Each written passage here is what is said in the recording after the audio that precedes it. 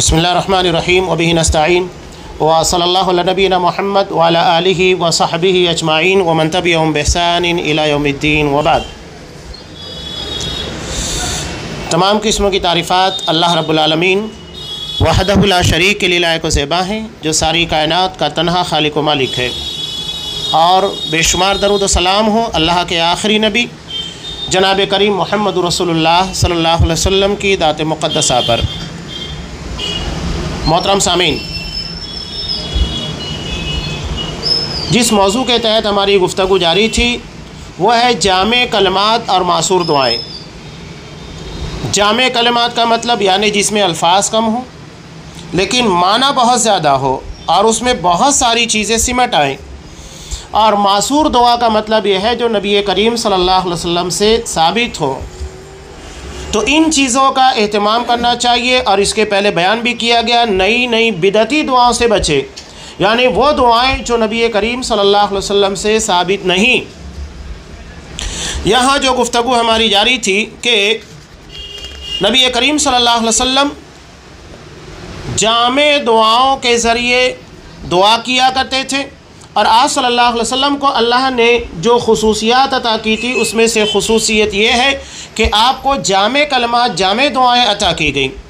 तो ये आपकी खुसूसियात में से है।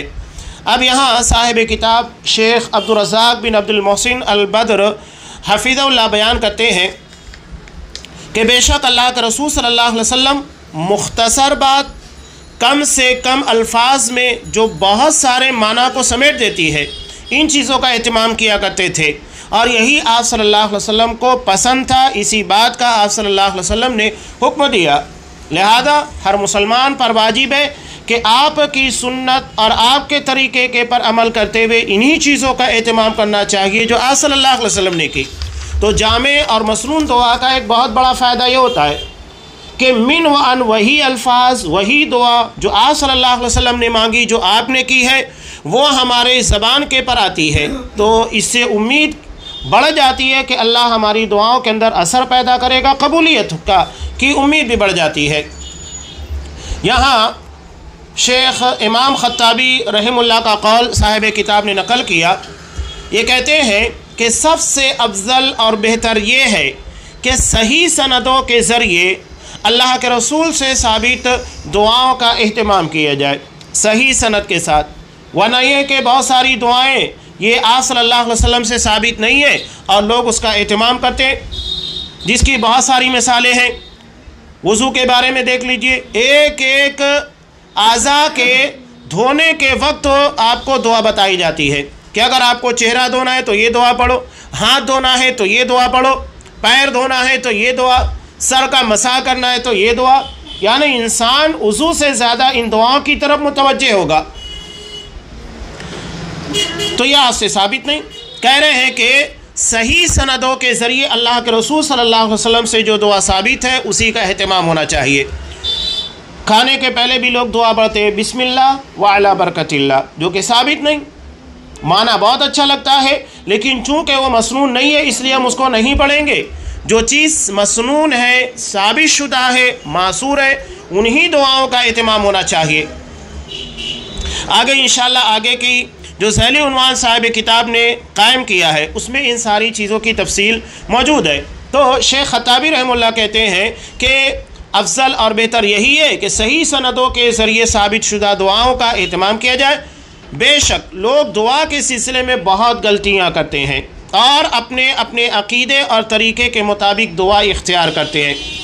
आप चले जाइए, हर मसलक वालों ने अपनी अपनी अलग अलग दुआ बना रखी है। बरेलवियत में, हनफियत में, शाफ़ियत में और भी जो शिया रवाफ़ी जो फ़िरके हैं, हर किसी ने जुदा जुदा दुआ बना रखी है।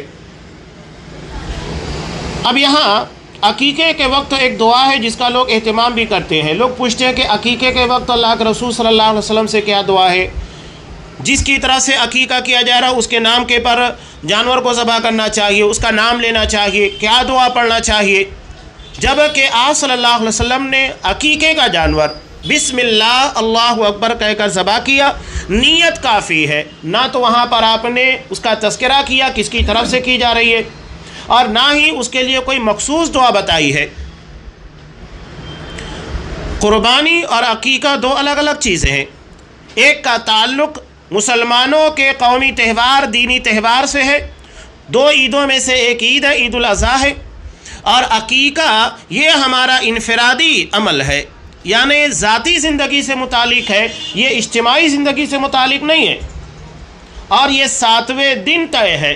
7ویں دن آپ کو نام رکھنا ہے بچے کا بچی کا، اور اس کی طرف سے جانور کو ذبح کرنا ہے، بکرا ہے یا بکری ہے. تو دونوں کے درمیان فرق ہے. آپ صلی اللہ علیہ وسلم نے عقیقے کے لیے کوئی مسنون دعا نہیں بتائی الگ سے، بسم اللہ اللہ اکبر کہہ کر. اب مصنف عبدالرزاق کی ایک دعا ہے، اللہم لک و الیک اللہم ھذی عقیقۃ فلان.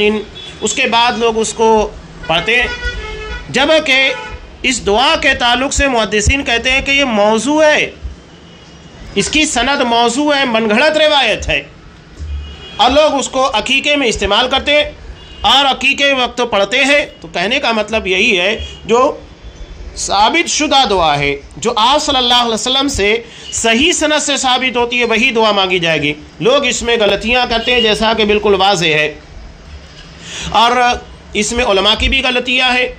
ان لوگوں کی ذمہ داری ہے کہ احادیث اور ساتھ ہی ساتھ دعا کے تعلق سے جو روایات مروی ہیں ان کی سندوں کے بارے میں تحقیق کریں. نہیں تو اپنے سے جو بڑے علماء ہیں، جو اس فیلڈ کے ماہرین ہیں، آپ ان لوگوں سے سوال کیجئے، تحقیق کیجئے، تاکہ صحیح بات آپ تک پہنچے اور وہی بات عوام تک بھی پہنچے، غلطیاں نہ ہو. ورنہ ایک عالم کی غلطی یہ عوام تک پہنچتی ہے اور عوام کے اندر پھیل جاتی ہے. عوام عالم کے پر اعتبار کرتی ہے، اور اگر عالم غلطی کرے گا، خطا کرے گا، کوتاہی کرے گا، تو اس کا نتیجہ پوری عوام کے پر پڑنے والا ہے. اس لیے علماء کی بھی ذمہ داری ہے کہ اس بارے میں تحقیق کر لیا کریں. کوئی ایسی روایت جو آپ صلی اللہ علیہ وسلم سے ثابت نہ ہو اسے نہیں بیان کرنا چاہیے، اس بارے میں لوگوں کو منع کرنا چاہیے. یہ کہتے ہیں کہ دعا کا معاملہ بہت خطرناک ہے، کہ دعا کرنے والے کا قدم کب پھسل جائے نہیں معلوم، اور توفیق اللہ کے ہاتھ میں ہے. قدم پھسل جاتا ہے.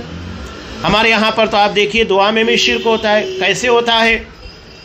اخیر میں آنے کے بعد ایک تو وہ دعا جو آپ صلی اللہ علیہ وسلم سے ثابت نہیں ہے، کب اجتماعی مانگنا چاہیے کب انفرادی ہے، کہیں پر بھی اجتماعی دعا کرنے لگ جاتے ہیں. کوئی عمرے کے لیے نکل رہا ہے تو وہاں اجتماعی دعا، کوئی حج کے لیے جا رہا ہے وہاں پر اجتماعی دعا، وہ آ رہا ہے تو اجتماعی دعا، جگہ جگہ کے پر اجتماعی دعا آپ کو نظر آئے گی. اب اس میں بھی ایک بڑی قباحت یہ ہے جو شرک ہے، کہ نبی کریم صلی اللہ علیہ وسلم کا وسیلہ استعمال کرنا. ساری دعاؤں کے مانگنے کے بعد کہتے ہیں کہ اس دعا کو نبی کے صدقے اور طفیل میں قبول فرما، جبکہ یہ خود امام ابو حنیفہ رحمۃ اللہ علیہ کے نزدیک صحیح نہیں ہے. وہ کہتے ہیں کہ حرام ہے. اللہ نے کہیں پر بھی یہ چیز نہیں بتائی کہ کسی کے جہاں مرتبہ صدقے طفیل نبی ہو، فرشتہ ہو، پیر ہو، ولی ہو، بزرگ ہو، کوئی بھی ہو، اللہ نے کہیں پر یہ نہیں کہا کہ میں فلاں کے صدقے اور طفیل میں تمہاری دعا قبول کروں گا. یہ تو خود حضرت امام ابو حنیفہ رحمۃ اللہ علیہ بیان کر رہے ہیں. اور یہ بھی عقیدے کی کتاب شرح العقیدۃ الطحاویہ، جس کے لکھنے والے، اس کی شرح لکھنے والے سب حنفی.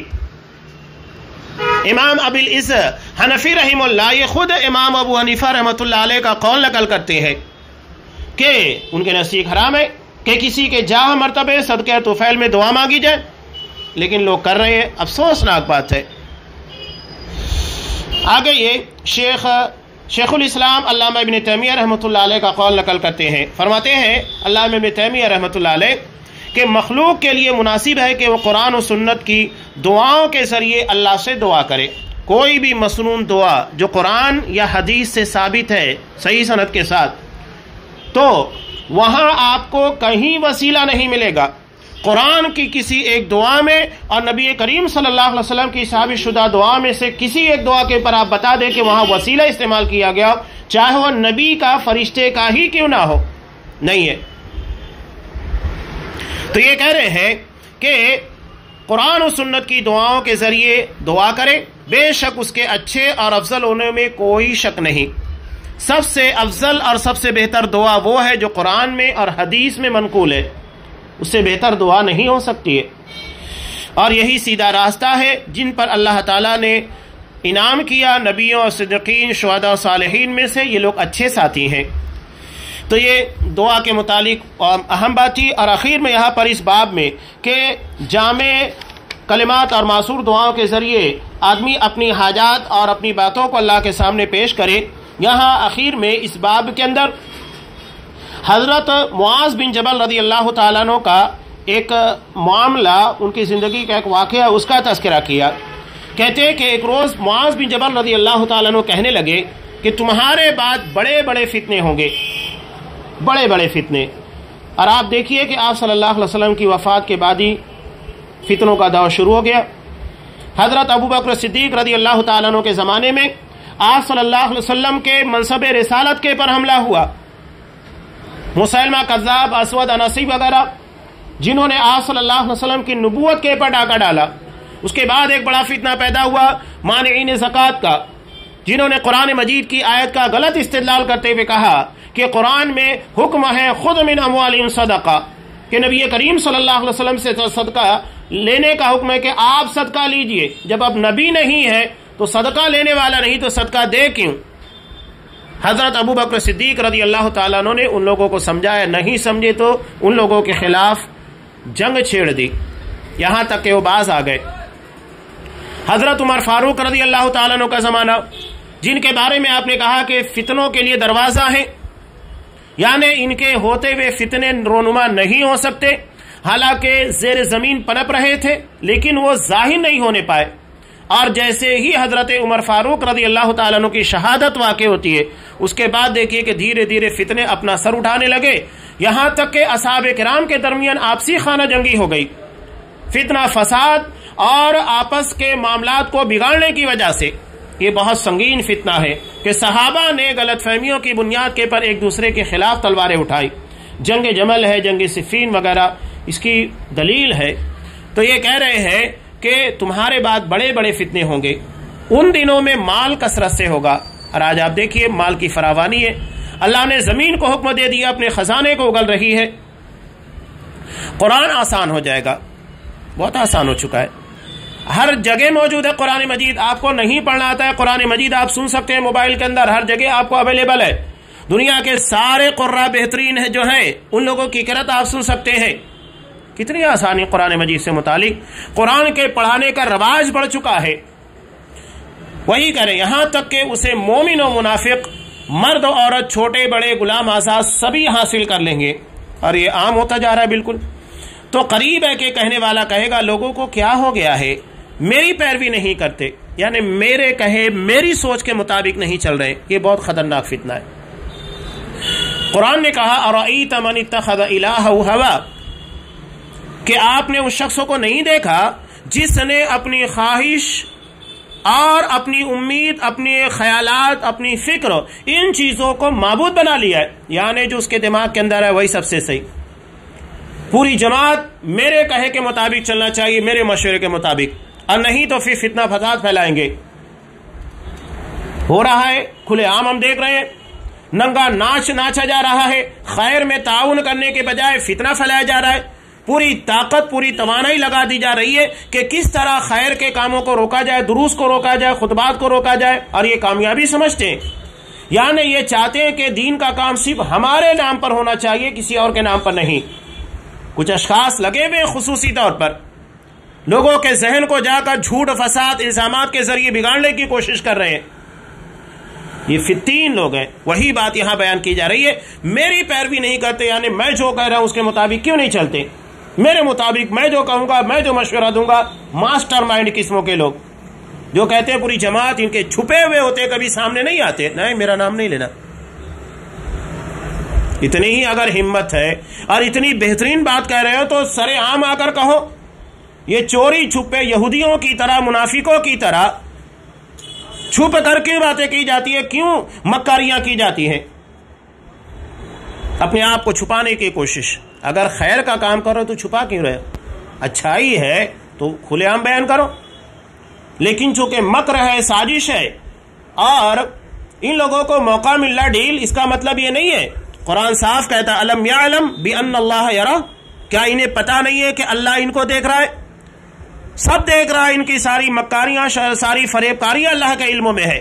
وہ دل کی دھڑکنوں کے راز کو جانتا ہے، کیا تمہارے دلوں کے اندر. اتنا علیم و خبیر ہے وہ، تو سب اللہ دیکھ رہا ہے۔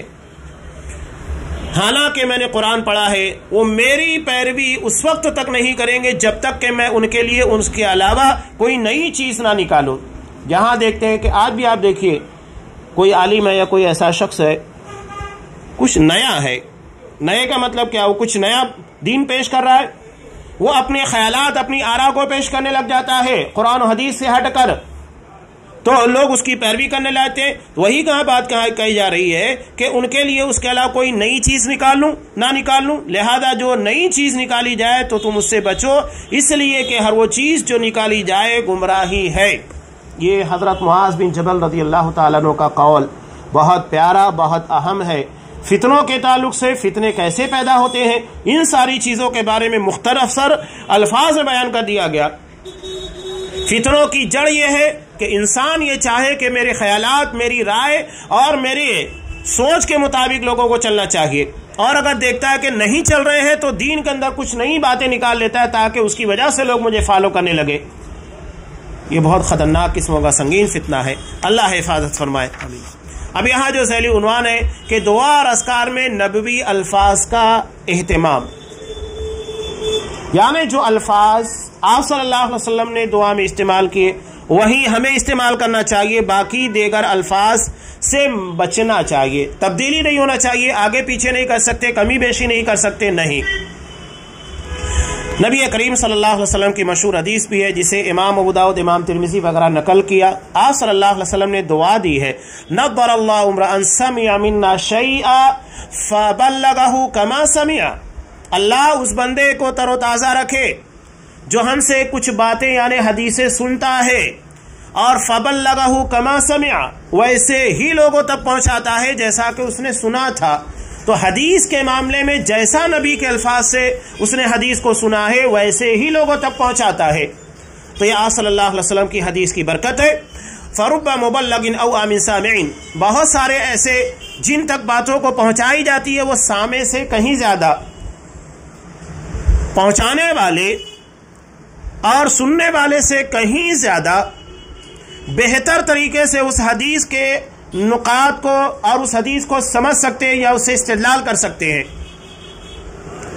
اس کی ایک واضح مثال حضرت امام بخاری رحمۃ اللہ علیہ ایک حدیث کو کتنے ابواب کے اندر بیان کرتے ہیں، یعنی ایک ہی حدیث کو کتنے الگ الگ مسائل کو بیان کرنے کے لیے لے کر آتے ہیں۔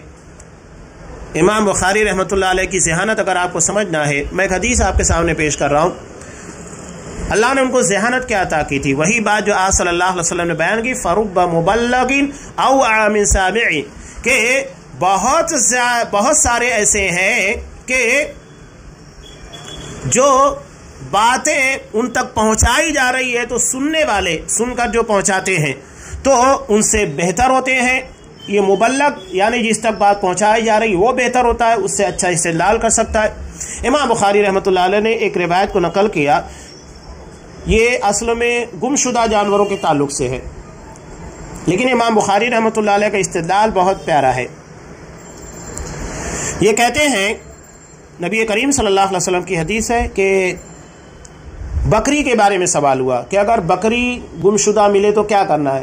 آپ صلی اللہ علیہ وسلم نے کہا اگر تم اسے استعمال کر لو گے، لے لو گے، پال لو گے یا جو بھی کرو گے فائدہ اٹھا لو گے، ورنہ پھر وہ بھیڑ کے ہاتھ لگے گی، بھیڑیا اس کو ڈالے جائے گا، بھیڑیا یا کوئی درندہ اس کو مار کر کھا جائے گا۔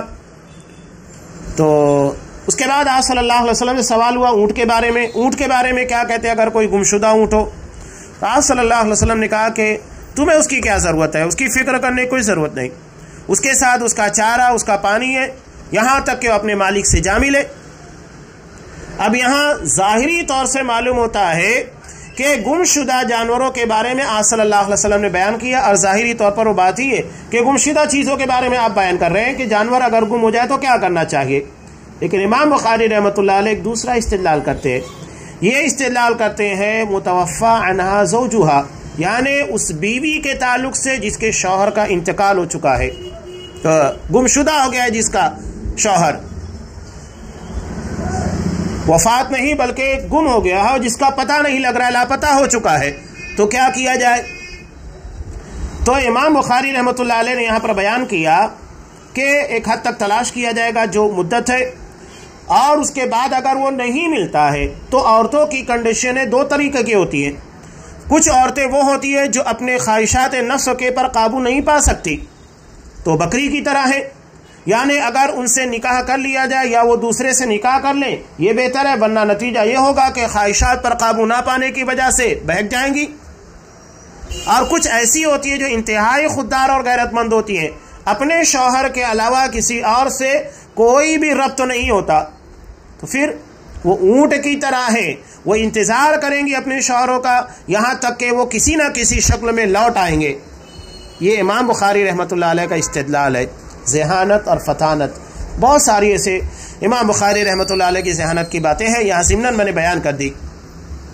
اب آپ صلی اللہ علیہ وسلم دعاؤں کے سکھانے کا اہتمام کیا کرتے تھے، بلکہ یہاں امام بخاری رحمۃ اللہ علیہ نے استخارہ کی جو نقل کی ہے اس کے بارے میں حضرت جابر رضی اللہ تعالیٰ عنہ کہتے ہیں یعلمنا الاستخارہ فی الامور کما یعلمنا السورۃ من القرآن، کہ آپ صلی اللہ علیہ وسلم معاملات میں استخارہ کرنے کو ہمیں ایسے ہی سکھایا کرتے تھے جیسے قرآن مجید کی صورتوں کو سکھاتے تھے، یعنی قرآن مجید کی صورتوں کو سکھانے کی طرح آپ استخارہ کی دعا سکھانے کا اہتمام کرتے. کتنی بڑی بات ہے. صحابہ بھی آپ صلی اللہ علیہ وسلم سے سوال کرتے تھے، جیسا کہ بخاری کی روایت ہے حضرت ابو بکر صدیق رضی اللہ تعالیٰ عنہ نے آپ سے سوال کیا کہ علمنی دعان ادعو بہ فی صلاتی، کہ آپ مجھے ایک دعا بتا دیجئے جو میں نماز میں اللہ سے مانگا کروں.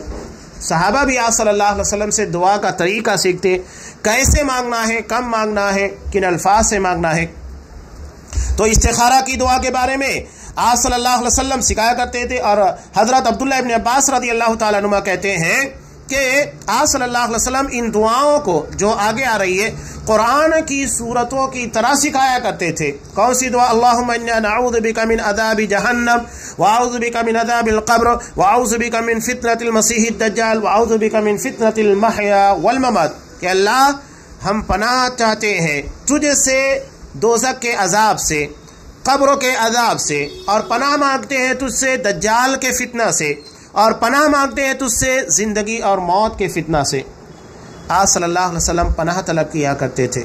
کتنی بڑی بات ہے جو یہاں بیان کی جا رہی ہے. حضرت ابو بکر صدیق رضی اللہ تعالیٰ عنہ کو جو آپ صلی اللہ علیہ وسلم نے دعا سکھائی، بہت پیاری اور مسنون دعا ہے جو تشہد کے اندر پڑھی جاتی ہے نماز کے اندر.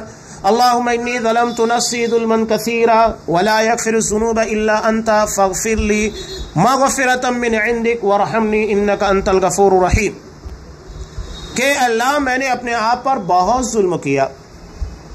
صحیح بات ہے، انسان اگر اپنا محاسبہ کرے دوسروں کا نہیں، یہاں دوسروں کی برائیاں تلاش کرنے کے لیے بہت وقت ہے، اور جو نہیں ہے وہ بھی بیان کرنے کی کوشش کی جاتی ہے الزامات بہتان لگا کر.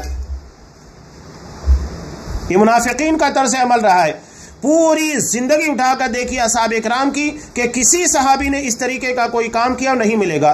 کسی کے پر بہتان لگایا ہو، کسی کے پر الزامات لگائے ہو، کسی کی ٹوہ میں رہا ہو، کوئی عیب جوئی بیان کی ہو، غیبتیں کی ہو، چغلیاں کی ہو، فتنہ پروری کی ہو، نہیں، آپ کو کسی صحابی کے بارے میں نہیں ملے گا. ہاں، منافقین، یہود اور اس طرح کے شریر لوگ، فتنہ پرور، یہ وہی کام میں کے لیے پیدا ہوئے اور اسی میں لگے رہتے، اور وقت بھی ان لوگوں کے پاس بہت ہوتا ہے ان ساری چیزوں کا. تو یہاں اپنے آپ کے پر میں نے بہت ظلم کیا.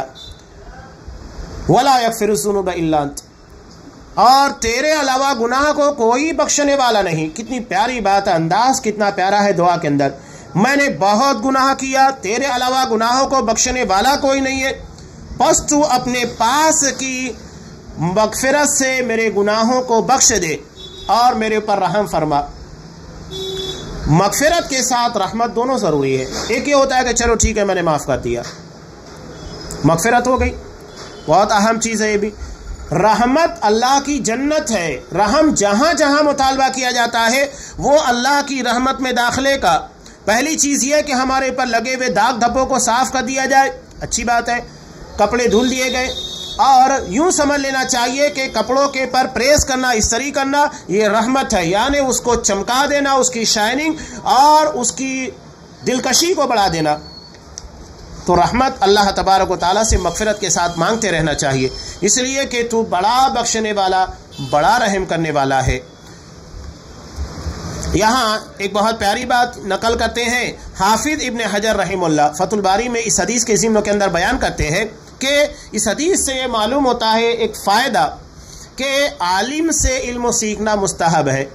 حضرت ابوبکر صدیق نے کسی اور کو نہیں پکڑا، کس کو؟ اللہ کے رسول صلی اللہ علیہ وسلم سے پوچھا کہ آپ مجھے دعا سکھائیے، اللہ کے رسول صلی اللہ علیہ وسلم سے۔ حالانکہ وہ کسی اور صحابی سے بھی پوچھ سکتے تھے، نہیں۔ تو جو ماہر ہے اپنی فیلڈ کا، اللہ نے جسے دین کا علم عطا کیا، دین کے اندر مہارت عطا کی ہے، ان لوگوں سے علم سیکھنا چاہیے۔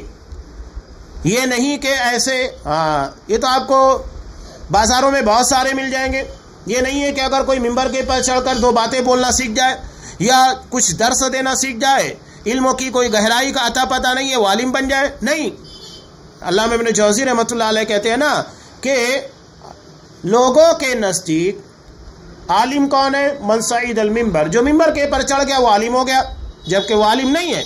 عالم وہ ہے جس کے پاس علم کا خزانہ ہو۔ علم تو ہر کسی کے پاس ہوتا ہے، لیکن جس کے پاس پختہ علم ہو، شعور ہو، سمجھداری ہو، یہ علم ہے۔ دنیا میں کون سا ایسا شخص ہے؟ بھکاری کے پاس بھی آپ دیکھیں گے پیسہ ہوتا ہے، تو کیا ہم اس کو مالدار کہتے ہیں؟ نہیں کہتے، بلکہ اس کو فقیر کہتے ہیں، بھکاری کہتے ہیں۔ مالدار کس کو کہتے ہیں؟ جس کے پاس اس کی اپنی ضرورت سے کہیں زیادہ پیسہ ہو، عام لوگوں کے مقابلے میں کہیں زیادہ پیسہ ہو، اس کو مالدار کہتے ہیں، اسے امیر کہتے ہیں، پیسے والا کہتے ہیں۔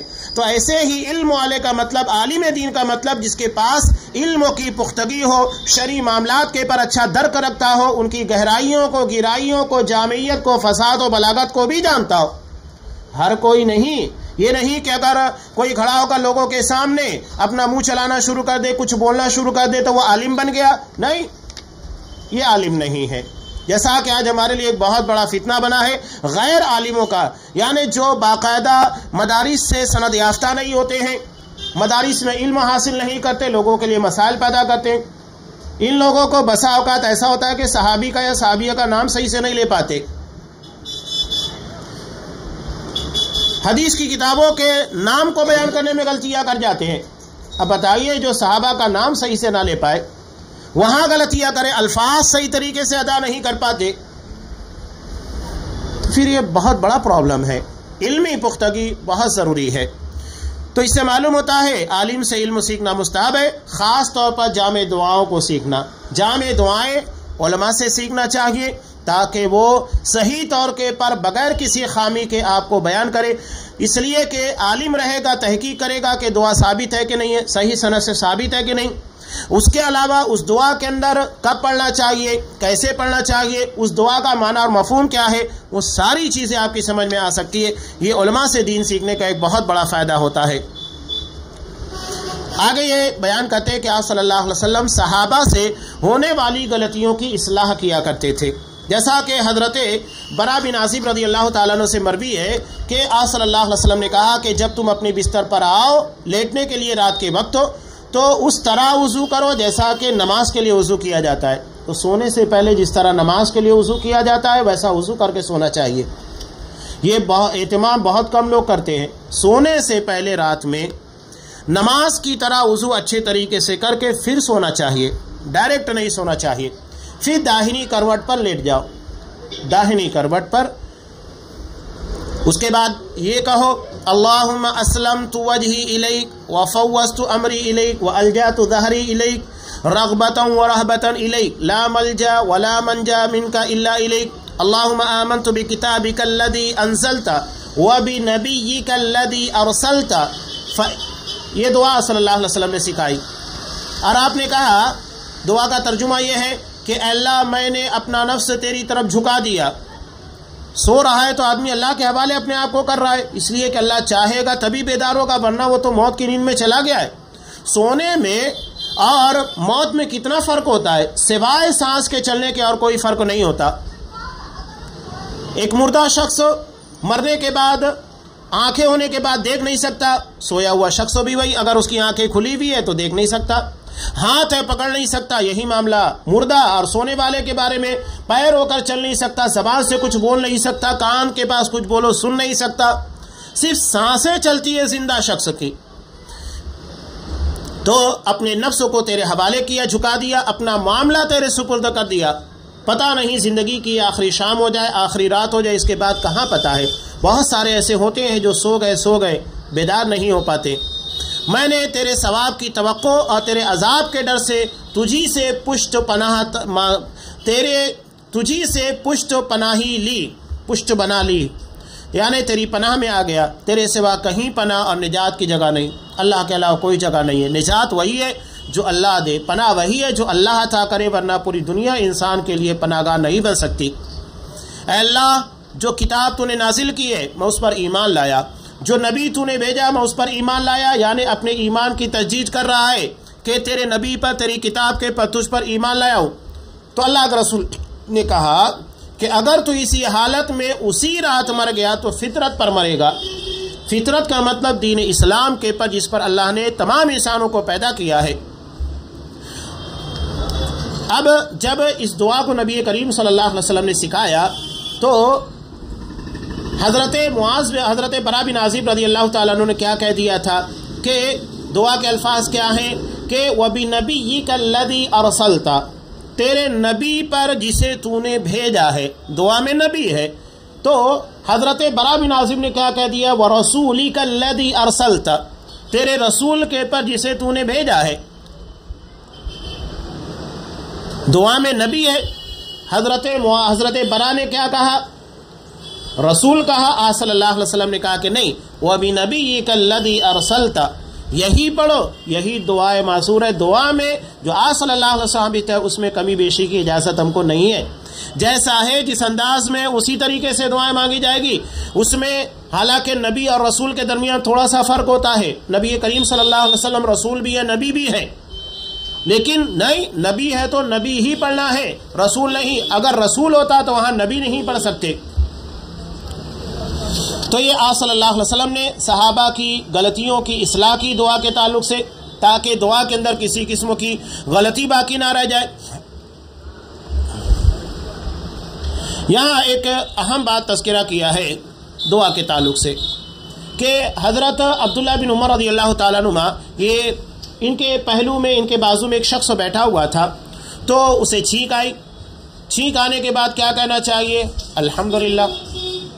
اور اگر وہاں کوئی شخص موجود ہے تو اس کے جواب میں وہ کیا کہے گا؟ یرحمک اللہ. اب یہ چھینکنے والا اس کے جواب میں کیا کہے گا؟ یہدیکم اللہ ویصلح بالکم. اور اگر نہیں ہے تو کوئی بات نہیں، الحمدللہ کے پر بات مکمل ہو جاتی ہے. تو حضرت عبداللہ بن عمر رضی اللہ تعالیٰ عنہ کے بازو میں ایک شخص بیٹھا ہوا تھا تو اس نے کہا چھینک کے آنے کے بعد الحمدللہ والسلام علی رسول اللہ، والسلام علی رسول اللہ، اتنا اضافہ کر دیا اس نے. اور آج آپ دیکھیے اذان سے پہلے کتنا بڑا اضافہ ہوتا ہے، اذان کے بعد دعاؤں کے اندر اضافہ کر دیا گیا ہے. اللہم رب ہذہ الدعوۃ التامہ، اس کے اخیر میں انک لا تخلف المیعاد اضافہ کر دیا گیا ہے. اتی کرمن جس کو کہا جاتا ہے، جو آج سے ثابت نہیں ہے، لوگ کر دیتے ہیں. اللہ کے رسول نے نبی کی جگہ رسول کا لفظ استعمال کرنے کی اجازت نہیں دی. یہاں پورا ایک جملہ بڑھا دینا دعا کے اندر کیا معنی رکھتا ہے؟ قطعاً اس بات کی اجازت نہیں ہے. جب لفظ کو تبدیل نہیں کیا جا سکتا تو پورا جملہ کہاں سے بڑھایا جا سکتا ہے؟ دعائے معصور اپنی جگہ پر جتنی ہے اتنی ہی مانگنی ہے، اس میں اضافہ نہیں. تو یہاں پر وہی غلطی کی کہ الحمدللہ کے ساتھ والسلام علی رسول اللہ کہا. حضرت عبداللہ بن عمر رضی اللہ تعالیٰ عنہ نے کہا کہنے کو تو میں بھی کہہ سکتا ہوں الحمدللہ والسلام علی رسول اللہ، لیکن اس طرح اللہ کے رسول نے ہم کو نہیں سکھایا ہے. جب آپ نے نہیں سکھایا ہے ہم نہیں مانگیں گے، صرف الحمدللہ کہیں گے، اس کے آگے نہیں کہیں گے. یہی اذان کے بعد کی دعا ہے، کھانے کے وقت بسم اللہ کہیں گے، اس کے آگے والا برکت اللہ نہیں کہیں گے. روزہ افطار کرنے کی دعا بسم اللہ ہے، ہم اتنا ہی کہیں گے اللہم لک صمت وعلی رزقک افطرت. اور بھی بہت ساری جو دعائیں بڑھا دی گئی ہے، پتہ نہیں کیا کیا بڑھا دی گئی ہے دعاؤں کو اندر، نہیں ثابت ہے، ہم نہیں مانگیں گے. بعض لوگوں نے اللہم لک صمت وبک آمنت وعلیک توکلت وعلی رزقک افطرت بڑھا چڑھا، پتہ نہیں جب بڑھنے لگی تو کیا کیا بڑھا دیا. تو جتنا آپ صلی اللہ علیہ وسلم ثابت ہے اتنا ہی کرنا ہے، اس میں کمی بیشی کوئی اجازت نہیں، رد و بدل کی کوئی اجازت نہیں، جتنا ہے اتنا ہی مانگا جائے گا. تو حضرت عبداللہ بن عمر نے اس کو منع کیا۔ اب آگے روایت کر رہے ہیں حضرت سعد رضی اللہ تعالیٰ عنہ، انہوں نے اپنے بیٹے کو دیکھا کہ ان کے والد نے یعنی حضرت سعد نے ان دعا کرتے ہوئے سنا، ان کا بچہ دعا کر رہا تھا۔ بچوں کے پر نظر رکھنا چاہیے کہ تعلیم اور تربیت کے اعتبار سے، دینی اعتبار سے اس کے اندر کیا ہے، یہ باپ کی ذمہ داری ہے، ماں کی بھی ذمہ داری ہے۔ تو یہ حضرت سعد اپنے بیٹے کی دعا کے پر توجہ دے رہے ہیں، میرا بیٹا کیا دعا مانگ رہا ہے؟ تو وہ دعا مانگ رہا تھا، اللہ میں تجھ سے جنت کا اور اس کی نعمتوں کا، لذتوں کا، فلاں فلاں چیز کا مطالبہ کرتا ہوں، اور میں تیری پناہ مانگتا ہوں جہنم سے، اس کی زنجیروں سے، اس کے توقوں سے، فلاں فلاں بلاؤں سے۔ تو انہوں نے کہا بیٹے میں نے اللہ کے رسول کو فرماتے ہوئے سنا ہے کہ عنقریب کچھ ایسے لوگوں کے جو دعاؤں میں مبالغہ اور حد سے تجاوز کریں گے۔ مبالغے کا مطلب یہ ہے کہ جتنا ہے اس سے زیادہ، حد سے تجاوز کرنے کا مطلب یہ ہے کہ جتنا مانگنے کا حکم دیا گیا اس سے زیادہ مانگا جائے۔ لہذا تم بچو کہ کہیں تم بھی ان میں سے نہ ہو جاؤ۔ جب تمہیں جنت ملے گی تو اس کی ساری نعمتیں خود بخود مل جائے گی، اور اگر تم جہنم سے بچا لیے گئے تو اس کی ساری سزاؤں سے خود بخود بچا لیے گئے۔ ابو داؤد کی روایت ہے۔ تو اس سے معلوم یہ ہوتا ہے کہ ہمیں دعا کے بارے میں حد سے تجاوز نہیں کرنا ہے۔ لوگ جنت کے بارے میں سوال کرنے کے بعد خاص طور سے ان بدعتی اور نئی نئی دعاؤں کے بارے میں غور کیجئے جو لوگوں کے درمیان عام ہے۔ آپ دیکھ لیجئے کہ عمرہ کے وقت، حج کے موقع کے پر، نکاح کے ہونے کے بعد جو آپ صلی اللہ علیہ وسلم سے اجتماعی دعا ثابت ہے، وہاں پر کیا کیا دعاؤں میں مانگا جانے لگتا ہے۔ بلکہ بعض جگہ کے پر نکاح کے بعد جب دعا دی جاتی ہے اجتماعی طور کے پر، تو کہتے ہیں کہ جیسا کہ حضرت آدم علیہ السلام اور مائی حوا کے درمیان انسیت اور محبت تھی، ویسا ان لوگوں کے درمیان کہتے کہتے یہاں تک آتا ہے کہ جس طرح حضرت یوسف علیہ السلام اور زلیخا کے درمیان محبت تھی۔ قرآن نے زلیخا کا کریکٹر کیسا پیش کیا ہے؟ حضرت یوسف کو برنگ اختیار کرنے والی، دعوت گناہ دینے والی، الزام لگا دینے والی، جب دیکھا کہ میں پھنس رہی ہوں تو حضرت یوسف کو بدنام کر کے ان کو پھنسا دیا، ماحول اور معاشرے کے اندر، سماج کے اندر ان کو بدنام کیا۔ لیکن سچائی چھپی نہیں، اللہ نے اس کو ظاہر کیا۔ تو کہنے لگی کہ حضرت یوسف اپنی جگہ کے پر بالکل پاک و صاف ہے، میں نے خطا کی، میں نے غلطی کی، میں نے الزامات لگایا، میں نے انہیں بدنام کرنے کی کوشش کی۔ اب بتائیے تفسیر میں کہیں کسی جگہ ان لوگوں کے تعلق سے اس طرح کا کوئی تذکرہ نہیں کہ نکاح ہوا ہو، تو یہ چیز کہاں سے کہاں محبت ہے؟ قرآن نے، حدیث نے کہیں تذکرہ نہیں کیا کہ ان دونوں کے درمیان محبت تھی، لیکن یہ بیان کرنے لگتے کہ جس طرح حضرت یوسف اور زلیخا کے درمیان محبت تھی، اس طرح ان لوگوں کے درمیان محبت پیدا کر دے۔ یہی دراصل دعا میں حد سے تجاوز کرنا ہے۔ یہاں اس باب کے اخیر میں ابو نعامہ قیس بن عبایہ سے روایت ہے کہ حضرت عبداللہ بن مغفل رضی اللہ تعالیٰ عنہ نے اپنے بیٹے کو یہ دعا مانگتے سنا، اللہم انی اسألک القصر الابیض عن یمین الجنہ اذا دخلتها، کہ اللہ میں جنت میں جب جاؤں تو مجھے جنت کی دائیں جانب سفید محل عطا فرما۔ تو انہوں نے کہا میرے بیٹے اللہ تعالیٰ سے جنت کا سوال کرو اور جہنم سے پناہ مانگو، کیونکہ میں نے رسول اللہ صلی اللہ علیہ وسلم کو فرماتے ہوئے سنا ان قریب کچھ ایسے لوگ پیدا ہوں گے جو دعا میں حد سے تجاوز کریں گے۔ تو دعا میں جتنے الفاظ ہیں جیسے ہیں اسی طرح مانگنا ہے، نہ اس میں اضافہ کر سکتے نہ رد و بدل کر سکتے۔ یہی صاحب کتاب اس باب کے اندر بیان کرنا چاہتے ہیں۔ مسنون دعاؤں کا اہتمام ہونا چاہیے، یہ ہمارے لیے بہتر ہے۔ اللہ تبارک و تعالی ہمیں اس بات کی توفیق دے۔ یہ دعا کے تعلق سے انشاءاللہ سلسلہ جاری رہے گا، چونکہ اب رمضان المبارک کا آغاز ہونے والا ہے انشاءاللہ اگلے ہفتے سے، تو یہ درس کا سلسلہ موقوف ہوگا۔ رمضان المبارک کے بعد انشاءاللہ دوبارہ یہ درس کا سلسلہ یوں ہی جاری رہے گا، اور دعا کے مسائل سے متعلق جتنی باتیں ہوگی وہ تفصیل کے ساتھ آپ کے سامنے بیان کی جائے گی۔ اللہ تبارک و تعالی ہماری دعاؤں کو مسنون جامع الفاظ سے منور کرے، اور جو دعائیں مانگی جا رہی ہیں اس میں اثر پیدا کرے اور انہیں شرف قبولیت بخشے، اور اس کی بنیاد پر دنیا اور آخرت کے فتنوں سے محفوظ رکھے، اور ہر جگہ ہمیں نجات عطا فرمائے۔ آمین۔ وآخر دعوانا الحمدللہ رب العالمین۔